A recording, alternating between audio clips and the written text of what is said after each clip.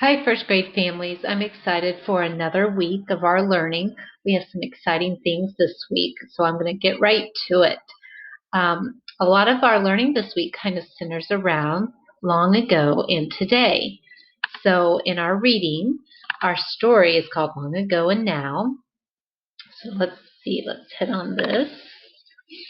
And so we have a lot of social studies and showing about one room schoolhouses and comparing long ago today. I made a virtual library with some books about long ago. And one of my favorite is the Little House on the Prairie books, but they make these my first Little House on the Prairie, and they're short little picture book stories. So we have those in there along with some other different long ago stories. So if your child needs some extra reading, they can have access to this virtual library every day. So it's going to be real fun to show the kids things from long ago and transportation and schools and how they dressed. Lots of extra learning going on. So we have that. And then in our fluency, we have working with our long O and long U with the silent E. We're kind of working on all the vowels with the silent E, but we will focus on the O and the U. So um, I'm kind of on purpose giving things that make the kids have to think about the short vowel sound and the long vowel sound. This is a tricky time every year in first grade when we have to go back and forth between those two. So it takes lots of practice. So you can see that everything that I send with words that they have to sort or look at, I want them to read it out loud. I'm always saying tap the mic, but sometimes I send work back, circling in red, tap that mic.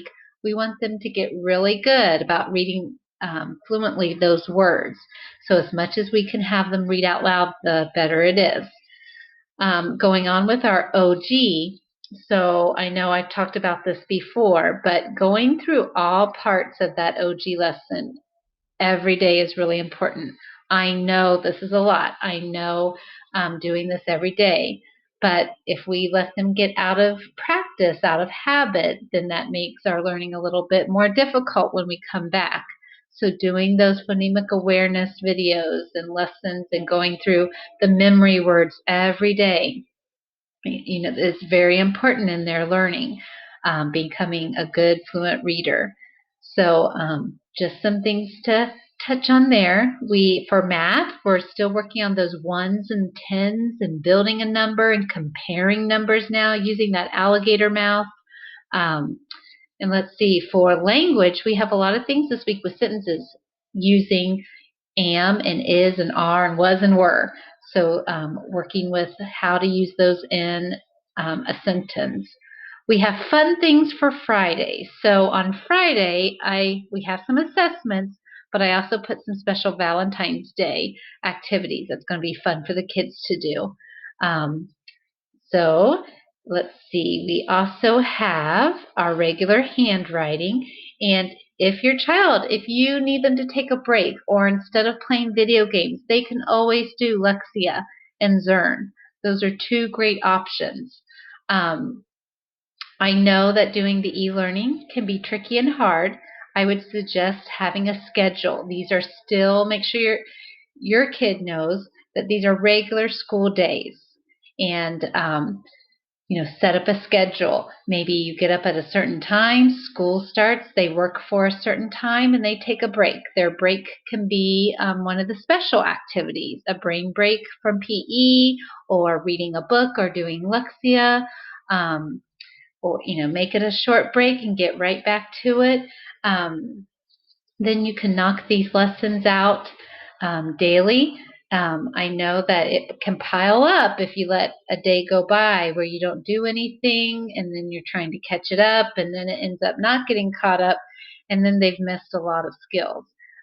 So we're continuing on in our learning and our skills. So we want to keep that, and it's just good for them to keep that routine every day, so that when we come back on the 16th, it's not going to be so hard.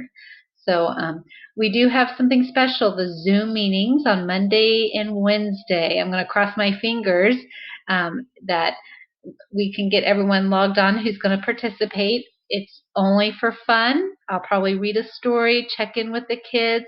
Hopefully, I can get it going on my end okay. I don't want to make anyone feel bad if you can't have your child on. I was hesitant to doing a Zoom because I know everyone's in different places. And I don't want to add more stress onto you about being at a certain time somewhere. So I try to give 2 times on Mondays and Wednesdays, and we'll just see how it goes. But in no way will you miss anything. It's just simply to check in and to see each other. Please don't hesitate to send me a message if you have questions, and have fun. Just be positive, have fun this week with your learning. Um, think of all the positive things that can come out of this, and we'll see you soon.